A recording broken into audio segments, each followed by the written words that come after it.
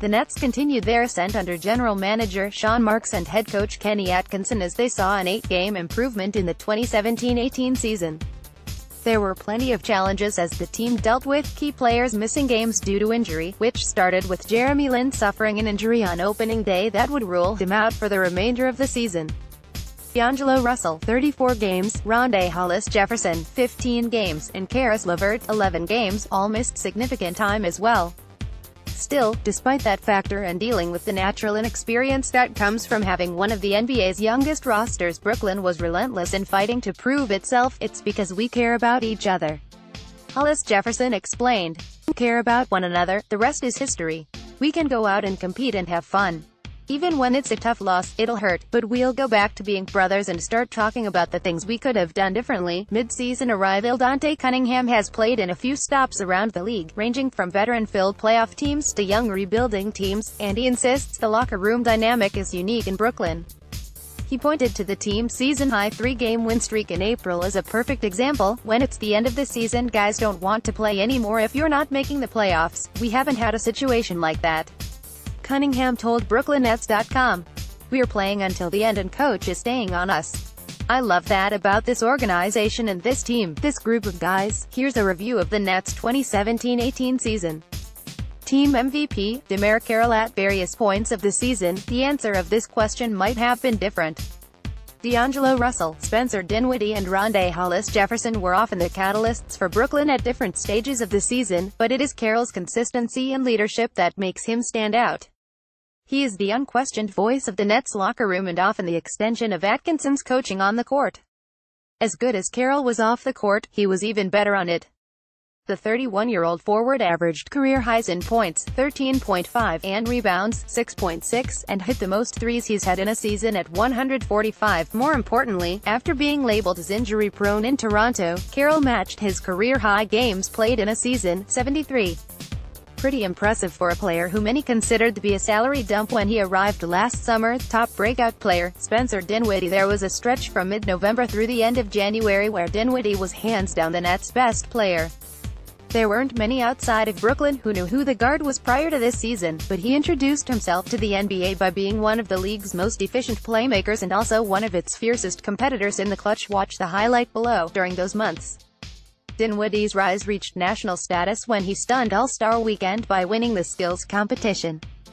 He then followed that up by appearing on The Rachel Ray Show, which would air just 3 days after that win. Dinwiddie didn't maintain those highs after the All-Star break as a combination of factors, including fatigue, rotation changes and ultimately, a new role off the bench, attributed to a decline. Yet, as has been the case through his young NBA career, just as it appears he's about to be written off, Dinwiddie finds a way to respond. A new hairdo appeared to bring back some of his mojo as he poured in 20 points, 7 assists and 3 rebounds in what would be his final game of the season against the Bulls on April 9. I thought Spencer got back to old Spencer, Atkinson said after that game.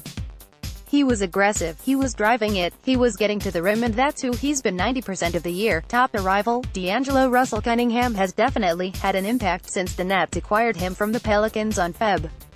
8, but the team landed a potential franchise player when Russell arrived last June. Russell's knee injury suffered on November 11 likely ended momentum towards what was appearing to be a breakout campaign as he was averaging 20.9 points, 5.7 assists and 4.7 rebounds before that point. Still, the 22-year-old made some strides once he was reinserted into the starting lineup on Feb.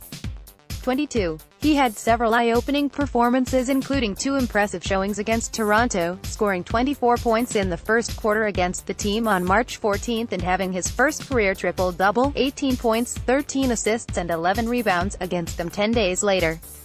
Once Russell finds consistency and improves his decision-making, he has all of the tools to be an elite point guard in the NBA. Best win of the season, Nets 119 Bucks 111, April 5 beating Cleveland on October 25 at Barclays Center might have been the bigger upset, but if Nets fans wanted to see tangible proof of their team's improvement, the late-season victory in Milwaukee was it. Coming off of 2 losses to the Pistons and Sixers, the Nets could have caved in against a Bucks side that had dominated them throughout the season.